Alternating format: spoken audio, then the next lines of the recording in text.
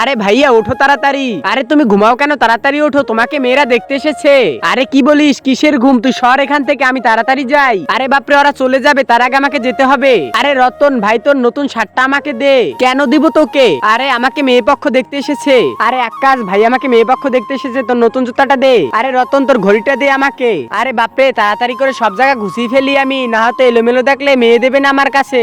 এই তো নতুন প্যান্ট, নতুন জুতা, নতুন শার্ট পরেছি, তাড়াতাড়ি করে চলে যাই তাদের সামনে।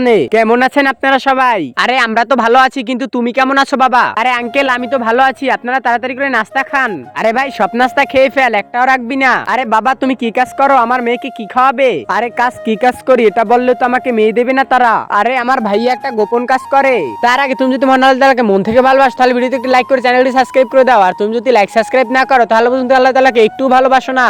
আরে আমার ভাই তো মাটি কাটার কাজ করে। আরে এটা কি করলি দেখ, আর সবাই খাবার খেয়ে চলে গেছে, তোর সাথে আমার মেয়ে কখনোই দেব না।